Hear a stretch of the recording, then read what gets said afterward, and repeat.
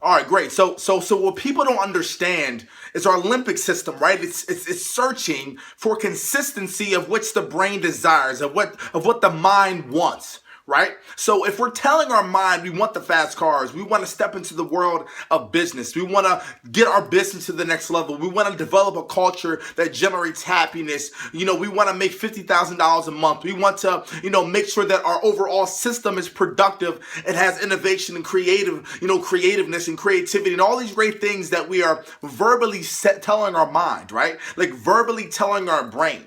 The limbic system understands this. Like the limbic system, again, is looking for consistency of which the brain desires. But if the external reality, your external activities are not conducive to what you just told your mind you want, if your external activities are not conducive to what the limbic system understands, what happens then is an activation of a threat response.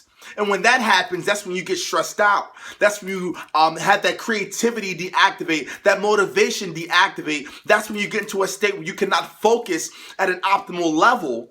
And that's when all the activities that you're putting in place to be effective doesn't come true. So that car, that house, that beautiful culture, that money, that $50,000 a month in income, that's when these things don't happen. These things will never come to the actual reality of life, the external reality. So what you guys need to understand based off of that science that I gave you is that if you understand logically and intellectually that your limbic system will give you a threat response every single time, and that at bat that you have of being successful will literally get shut down. The motivation, the inspiration will literally scientifically get shut down if your actual practices every single day are not conducive to what you just said. Then I suggest you guys get on the grind. I suggest you guys work with me right now and let's get down some practices, some steps, some action, things that we're gonna put into our daily habits and our daily rituals to make sure that they're 100% conducive to what we are really trying to do.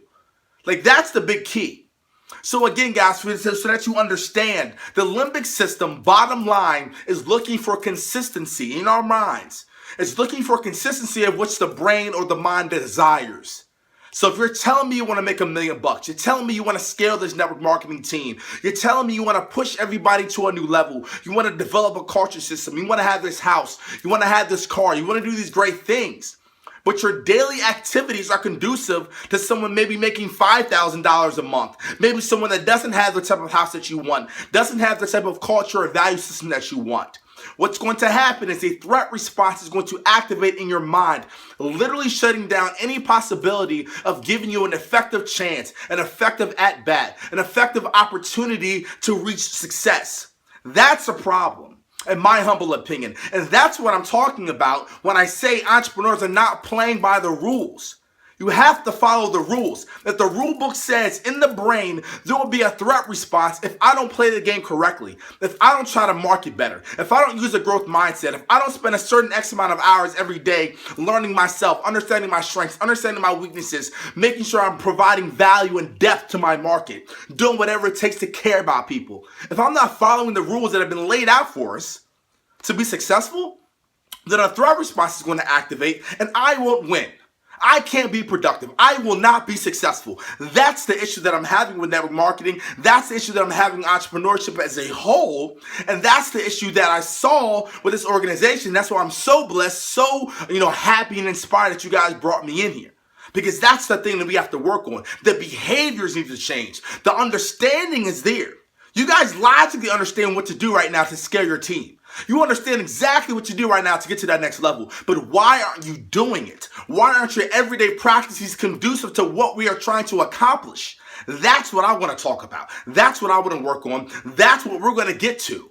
So we have to figure out your behaviors, making sure that your everyday practices are very organic, very creative, conducive to your strengths, but that they're actually going to give you the type of reward response that you're looking for.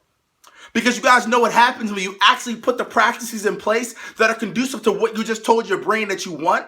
When you don't hit on that first chance, guess what happens? It's a little bit of a knock to your motivation, a little bit of a knock to your inspiration, a little bit of a knock to your creativity, but nowhere near the same type of knock that it is when you're activating a threat response, when your action steps and your practices are nowhere near conducive to what you're trying to accomplish. That's how you see me and other entrepreneurs don't make any money for a month, 2 months, 3 months, and they're still working 12, 15 hours a day like it's nothing. Because we know our daily practices are going to get us to that place at some point. That's how I was able to make $4,000 in a day. Because I was able to keep pushing and pushing and pushing, and I saw that I could get this done. I saw the bridge. I built the bridge to get to the next level because my everyday practices were conducive to what I was telling my mind. And that's the key. That's the behavior adjustment that I want to talk about.